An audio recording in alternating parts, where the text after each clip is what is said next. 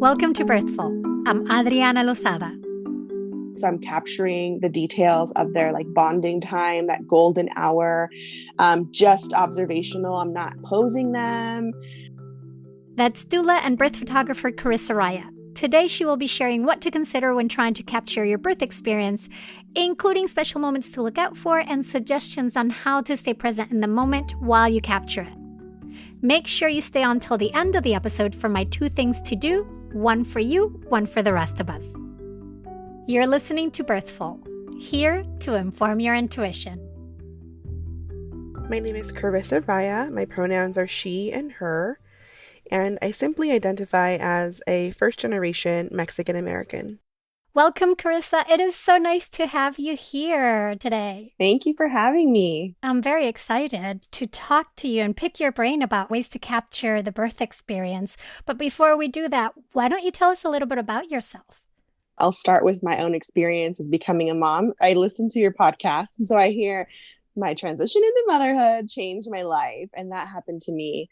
I was already on the path of really the self-evolution, but having my daughter really opened my world, and she was a huge catalyst into my own healing and my own journey. So it was after having her that I was like, I want to support other people with capturing their stories, with telling their stories, with supporting them, holding their hand through this transition too. So I became a doula within months of having my daughter. And then it was in that time during my doula training, actually, I was documenting and asking the trainer, I was like, can I take pictures for you later? I was a hobbyist. I wasn't a photographer at that time. And so it was really through that experience too. The doula training I took was like a POC, person of color only training. And it was really focused on traditional practices and really focused on yourself. The person I was trained by was Sumaya Franklin, who's a Bay Area, Oakland midwife. And her motto is doula your damn self. So how do you doula yourself to then be the best support for others? I still learned so much from her. And so for the first few months after becoming a doula, I really was my own doula, learning about myself, how to best support other people. And it was in that really precious time that I was like, I'm a photographer. I've always been a photographer. In college, I was in a club where I was the historian. It was called Mujeres Ayudando la Raza. So it was like a community service-based organization. And I was a historian. So I took pictures to document that history. And in high school, I did film photography. In college, I also did film photography.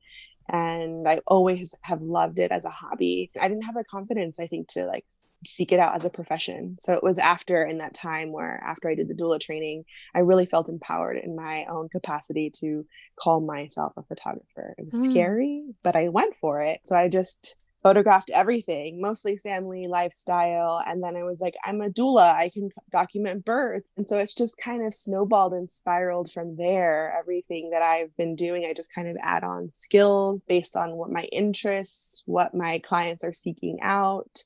So I do lots of things from energy work. I practice Reiki I can do that on my birth clients too. So I'm also a placenta medicine maker, and I practice herbalism for myself. So I do so many little things, but photography is really weaved throughout them all. And training with Sumaya, you are a full spectrum doula as well, right? Yes. Yeah. I love that idea of doula your damn self, frankly. Yeah, absolute transformation. How old is your daughter now? She'll be 4 in October. Okay, so this is recent. Mm-hmm. This is a recent passion. Oh, I'm so excited for you. We've got an unusual situation right now in that we've been several months dealing with the pandemic, all the COVID situation, and how there's been a limit to the amount of people you can have in the birth room. So I want us to talk about what are some ways that people can document their birth experience. Let's talk first of if they can't have a birth photographer. What are your thoughts on that? So I feel like I like to come at things in the perspective that anybody can do anything. So as far as photography, anybody can pick up a camera and start taking photos. You don't have to be professional. You don't have to have training.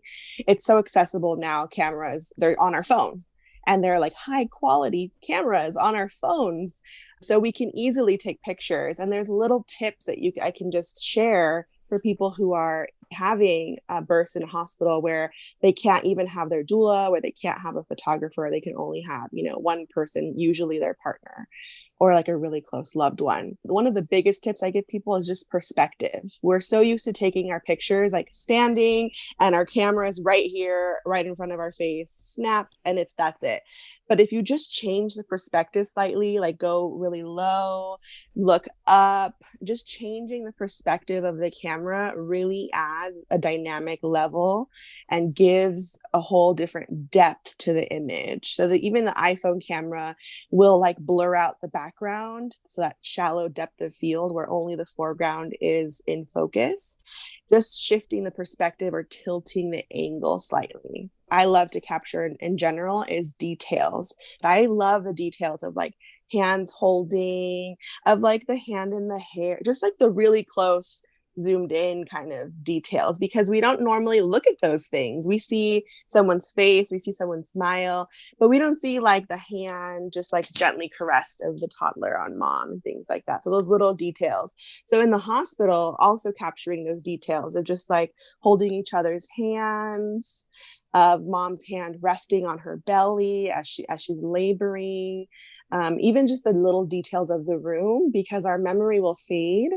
What I encourage people when they're kind of thinking of birth photography is the birthing person is laboring. They're not paying attention to the bigger details of the room because they're in labor and they're focusing. And the deeper labor gets, the less and less those details matter to them. And rightfully so. They're in labor.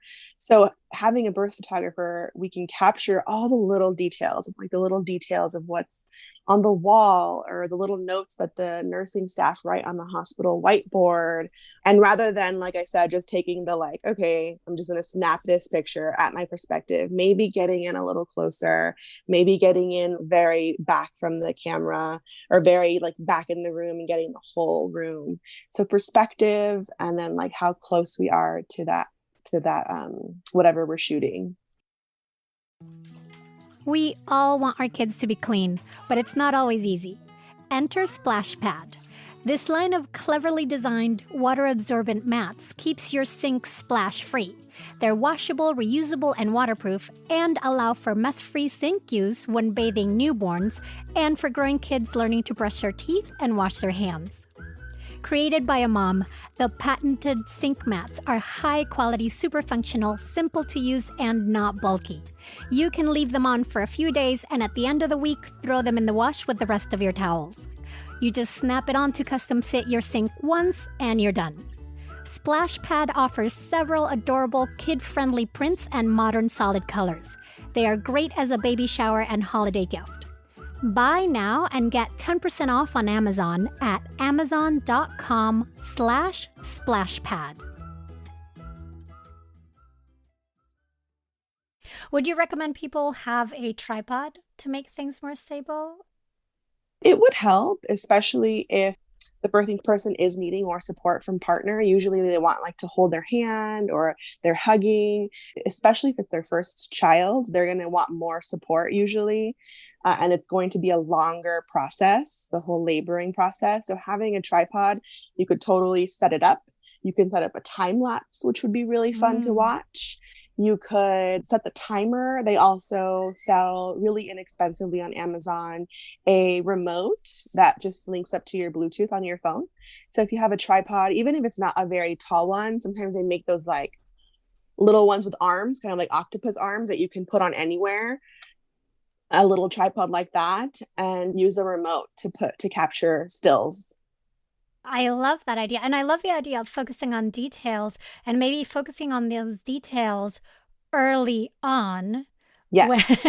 Before things get too intense, and not worry Yeah. if you can't get every piece of it, right? That's the time to capture those details, is early on when labor is still not very intense, before transition, when it's still calm enough to be able to step away from that birthing person, to be like, I'm just right here in the room taking pictures and documenting. And it doesn't take very long. But if they're new to like photography and new to using their camera in a different way with different perspectives, especially if they listen to this with more thought and more intention, they could take a few minutes to do that. And even if they don't have a tripod, they could totally set it up somewhere, set it up on the counter and set it up with the self timer and things like that. There's if you're at the hospital, there's always that little tray that has, you Yes. can adjust the height on the tray so you can get Yes. those lower angles and Yes. use that as your Exactly. movable tripod. Exactly. And I'll at times use anything that's around me to prop up my phone. One of the things that I, as a doula, trying to take pictures for people, have had a difficult time with always is, the low light. And I know that phone cameras, as you were talking before, have gotten so much better and really being able to capture stuff with low light. What are your thoughts on that? And what tips do you have for people? So using a phone camera, you can tap on the screen on an area to focus. Sometimes in very low light situations, it's hard for the camera to find what to focus on because it's so dark. So in that case, sometimes I'll use a second phone to just use the flashlight to light the space just so I could focus.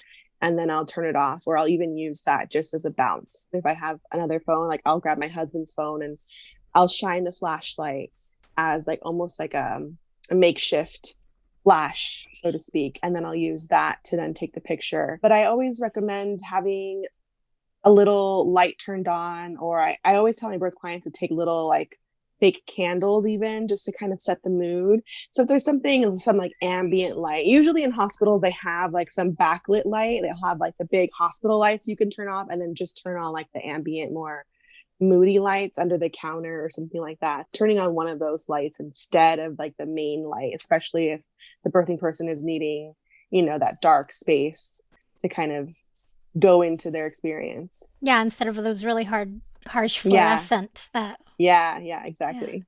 Yeah.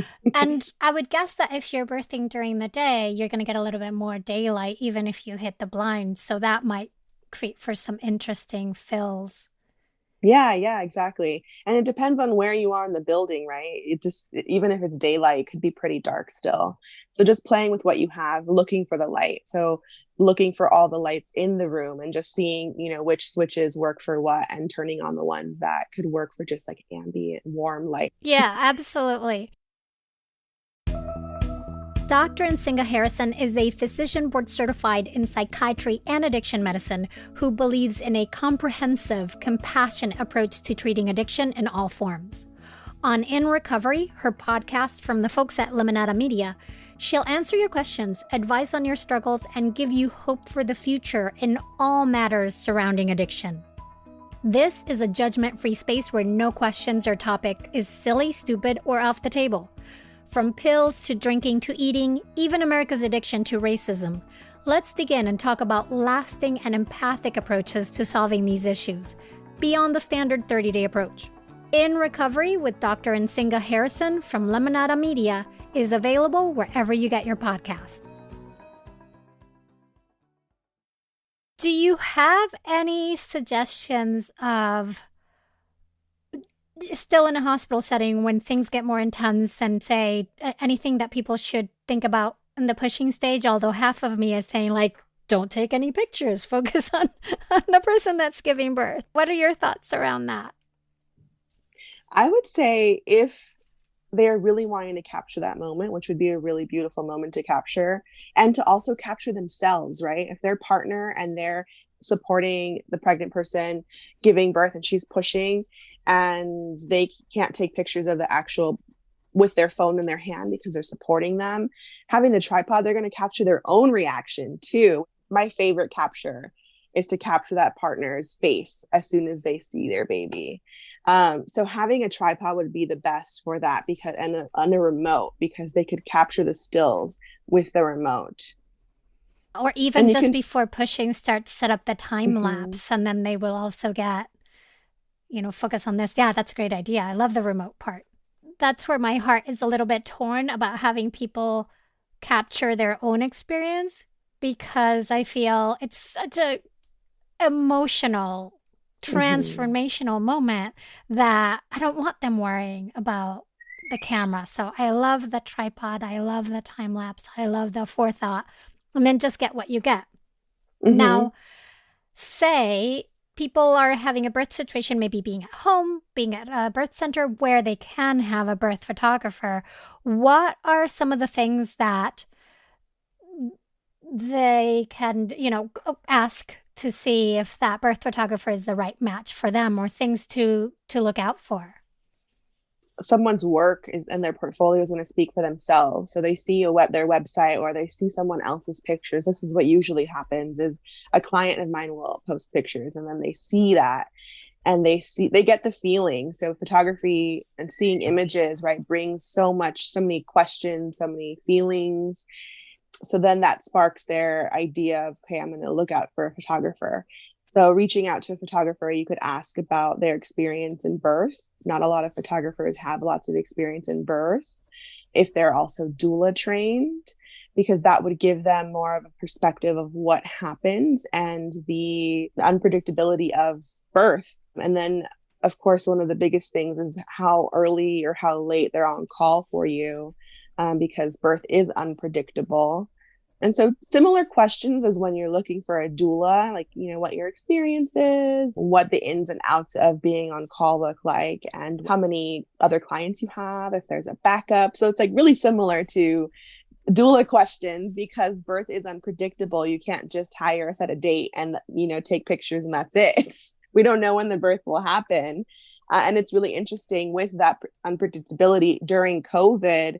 I actually was at a home birth a few months ago, and she was a transfer. So I only could capture what I captured at her home, and she transferred. So I did end up going to her home a couple weeks after to take some pictures of the family with a newborn. But I wasn't able to actually document that moment of birth because she was transferred.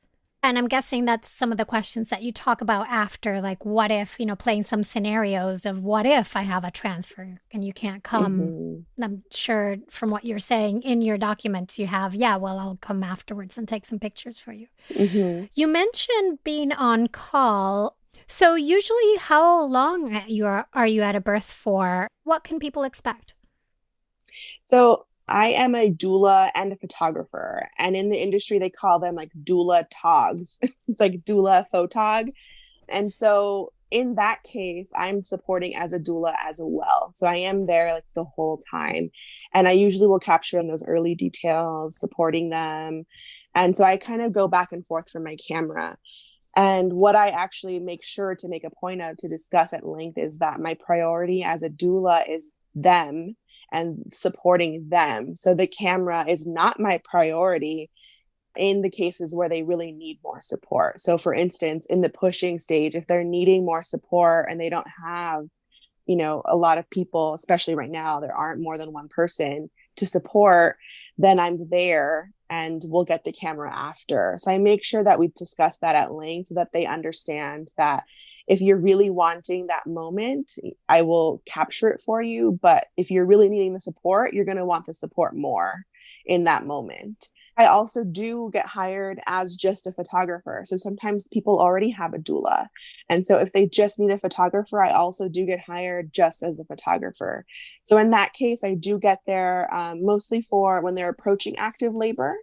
I'll either stay for just about an hour, like an hour postpartum. So I'm capturing the details of their like bonding time, that golden hour, just observational. I'm not posing them.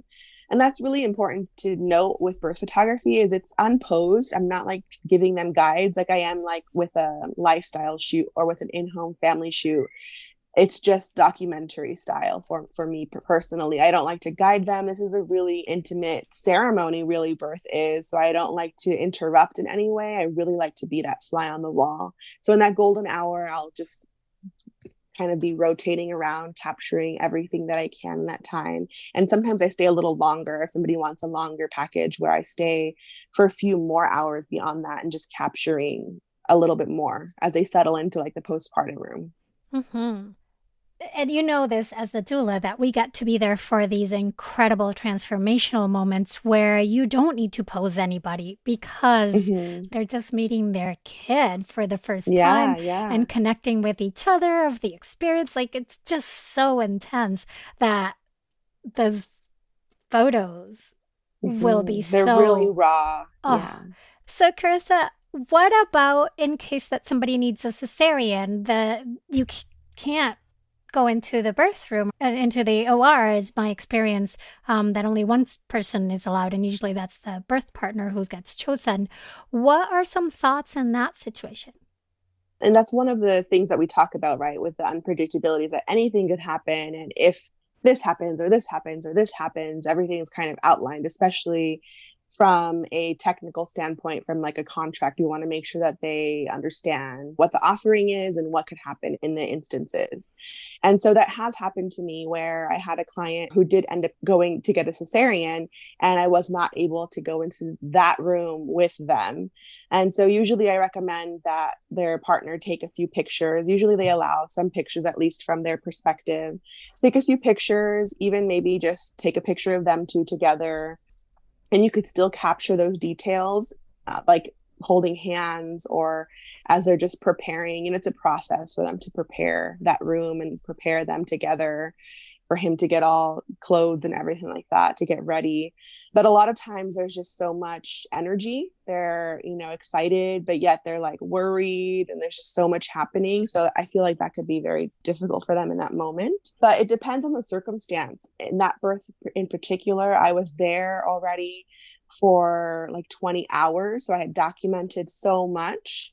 And then being in the OR was just, 2 hours. And then I got to document after. So once they wheeled them into the postpartum room after being in the OR, I was able to document just them two with the baby. So they still had that bonding time. That's so sweet.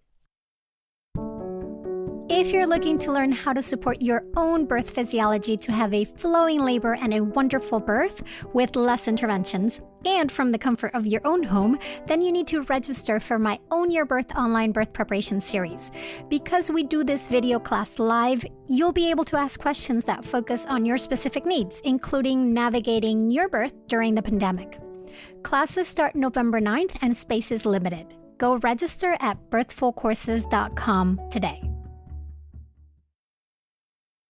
I always like to tell clients who are going for a cesarean, like, definitely remember your phone, and even ask the anesthesiologist who's right behind them to take that first family portrait, right, of the three of them. But it can even be helpful for that when baby is being checked to have the birth partner go take some snapshots or video of the baby and then bring it back to the birthing person. Like, the baby's born almost immediately, but then you've got another close to 40 minutes or so just of finalizing the procedure, which can be really good to have those images to distract, right? Or not distract, but like, focusing on baby instead of just hearing them. Yeah. That reminds me, though, one of the things that if I have the wherewithal as a doula right after a birth, depending on how it's gone, I try to hit the voice memos on my phone just to capture the audio in the room right after the baby is born. And that's another beautiful way of capturing those first few words. That's really the sounds, just the beautiful sounds of the room.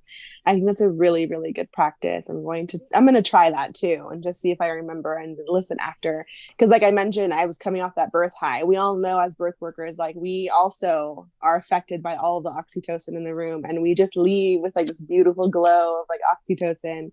And so being able to listen to that moment after, I think will just be like a really good reminder of, the intensity and the beauty of birth. And I find the parents at that time say the most lovely things too. Like, they're meeting their kid and taking them in. So you get these sort of like, who do you look like? Or, whoa, that was a lot, but we did it. Just like really candid debrief, like almost internal debriefing of what just happened. Oh, yeah. Those are awesome. What about home birth? Is there anything specific to that scenario? From my perspective, I think it's just asking who will be there and if there's anything particular they want to capture, because they are at home. There might be something special to them. Like, they might be laboring in their special chair, or they might have a piece of clothing or a robe that is special to them. And that's what I find usually, is that there's something that they really want to document. Or like the home birth I was in, just a couple months ago during COVID. Her son was also there. So getting able to document him being part of the process and just, existing in that space while she labors. So I got to capture him playing, and in the background, like his mom is in labor. Aw. That's, yeah, because when you're at home births, you can actually include the whole family, not just whoever got to Yeah, go to the hospital. Yeah. definitely. Yeah. Have you had any different experiences or any things related to birth centers specifically that, Sometimes I like to ask because you can see on the website what the room looks like. So I like to ask which room if they know they'll be in a certain room, if they'll be in water or not. So sometimes I'll prepare for those. From a birth photographer's perspective, it's also just being aware of what you're going to need as far as lenses go, because if it's a small room, we're going to need more of a wide angle to capture. My go-to lens isn't always going to work in every case because it depends on the size of the room. And same with home birth too, because every home is different. Every home has different lighting. So just being aware of, okay, where are we going to be laboring? How big is that room? Do I need a flash? All these like little questions, because lighting is the key component when it comes to photography. You need light to capture images. So light is one of the biggest things I'm always looking for. I'll open windows. I'll just be like, can I open this curtain while they're laboring in their bed? I'm noticing that it's golden hour, that sun is coming through, and I have these beautiful glares and it warms up the room. Those are little things that I notice. And if not, then I have flashes that I could use. um, and that reminds me, so, because my husband is a photographer too. So I've got his accoutrement around me. I'm like, oh yeah, we use sometimes using boards to bounce light Yeah. off. Can you Uh-huh. speak a little bit about that? Yeah. Anything can reflect light, right? So certain colors reflect more light than others. Like I remember in a home birth I was in, the crib was white and it was near a window. So if I opened the window slightly and the light just hit the crib where they were going in and out of, then I would get more light bouncing off of that crib. So it's the same, it's using that concept. I'll recommend people get like a foam board sometimes, and using like just a regular foam board you can get at Target that is white, and you can bounce light off of it. So just putting it on the other side of the room, if there's a window opposite it, will reflect light from that back onto my subject. And But make there's it, other like photographer tools where you can get actual like reflectors and things like that that are easily accessible. yeah, and then you can like fill, if you've got really harsh light on one side, you can fill the other side with that bounce and have it be softer. Exactly. Yeah. Yeah, Yeah. yeah. Play with light. And depending on where the light is, I like to also just then I could get like silhouetted pictures too if the mom Mm. is like really backlit, to just get some pictures of her like profile. So what I'm hearing is also that people should get their cameras and practice with them so that they're familiar, like taking some stuff beforehand, so that then they're not trying to figure out the technology while they're having a birth. Yeah, And practice. definitely. And we spoke mostly about like using your phone for phone photography, but people might have a point and shoot camera. They might have a little digital camera, or they might want to invest in one if they're about to have a baby, because we all know as parents, we take pictures all the time of our kids. So they might be investing in one at that point. So it'd be really, really good idea to get to know your camera before going into the hospital. Just play around inside your own home for lighting, for low lighting settings, and just snap. Yeah, and the whole low light, how much they're able to capture these new phones, it's Yeah. just blows me away. You Hmm. mentioned before that knowing if it was a water birth made a difference. Why does it make a difference for you? Because sometimes the perspective is a lot harder to capture. And I learned this because I was at a home birth last year that what she did birth in the pool. Sometimes they don't always birth in the water. Sometimes they'll get out and end up moving around. So it was harder to see. So having my own flashlight would have helped. Like a lot of time midwives will have a flashlight so they can see. Having my own flashlight, I have like an underwater case for my phone, not for my camera, but for my phone. So even if I had that, to use that and capture some stills, because we couldn't really capture the actual birth because of the position and the light. There was no light in the water, so it was really difficult. In terms of photography related things, what other things do you have in your bag flashlight, your bouncers, maybe an underwater case. Right? Soon to be Yeah. scuba kit. I have an external flash. I always have an extra battery in case, a birth goes a long time or if I'm just snapping a lot. And I also take my chargers just in case. I take extra memory cards because pictures take lots of space. Tell me about some of your favorite birth photographer moments that you've had.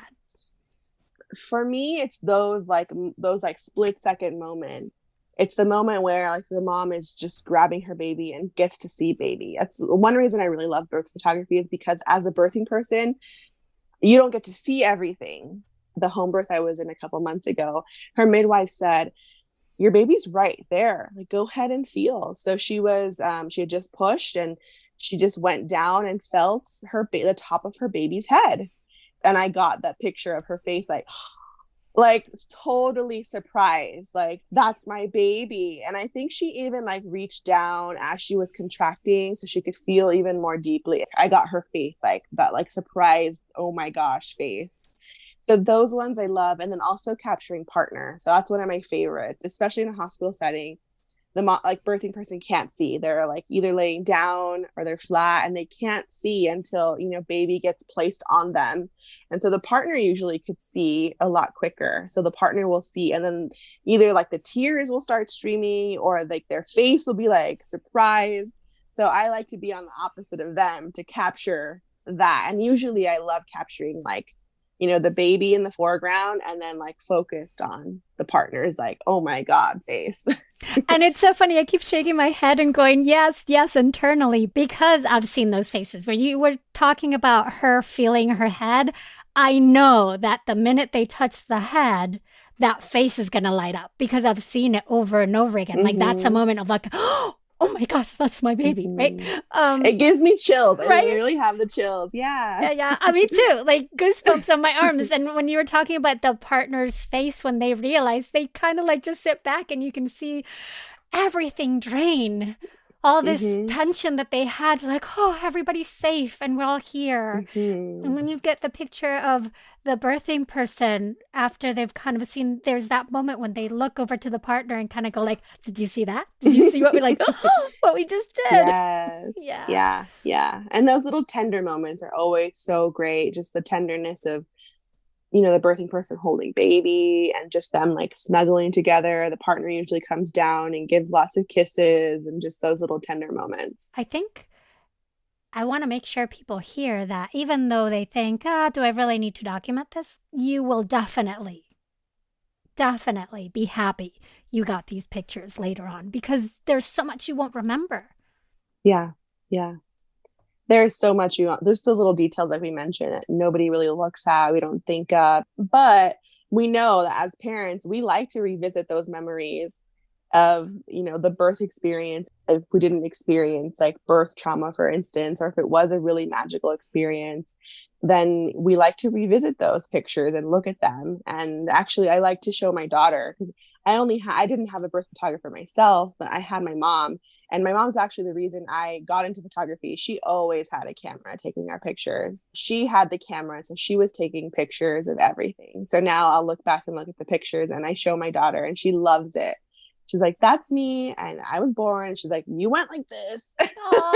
She knows. She's going to be a little doula or midwife one day too. Yeah. Well, and that adds another extra special layer to their birthday, being able to see the pictures. I love it. Karissa, is there anything else before we wrap up that you wanted to make sure we mentioned? I just want to leave people with, I hope that they like are more inclined to document their like special moments and even non-special moments, just like document their lives more. We usually pick up our camera, our phone when it's like a special moment, when it's like a milestone, a birthday or something like that. But just taking everyday pictures, taking pictures of, the messy room that you're mad about, because one day you're going to miss it, maybe. Taking pictures of like the toys, of like them playing, the little details, because forget the mundane days, and we only are left usually with pictures of those celebratory moments, and those moments are important, but I think all the mundane moments are really beautiful too, and it leaves us with like something to really look back on in the future when we're looking at, you know, boxes of pictures or hard drives of pictures, since nobody prints them anymore. Yeah. I love it. If people want to reach out to you, contact you, ask you questions, how can they do that? They can find me on Instagram at olivelavida.com. That's my business name. And at olivelavida.com. That's my daughter's name, Olive. And so she was all of my life, but now is allowing me to give all of my life to others. So Olive La Vida. And that's where they could find me. Yeah. And La Vida means the life in the Spanish. Life. She's all your life. Olive La, Yep. La Vida. I love it. Mm-hmm. Thank you so much for doing this today. I really appreciate it. Yeah, thank you for having me.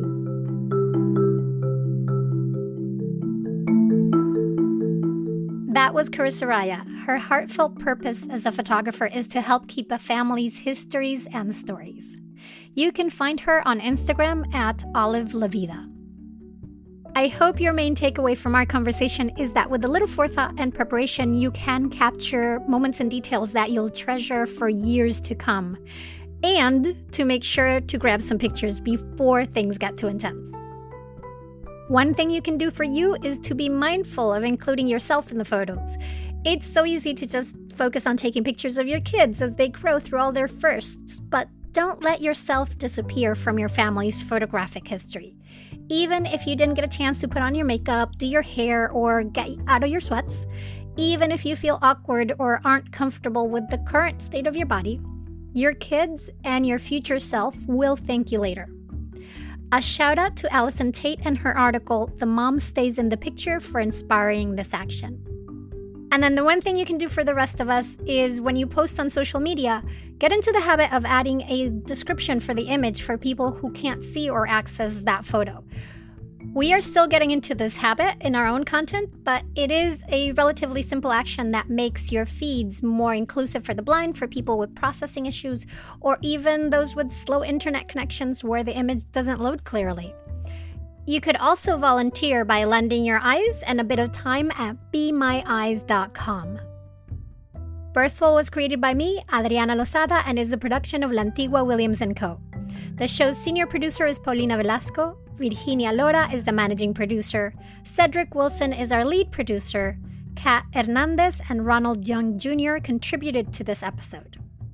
Thank you for listening to and sharing Birthful. Be sure to subscribe on Apple Podcasts, Amazon Music, Spotify, and everywhere you listen. Come back next week for more ways to inform your intuition.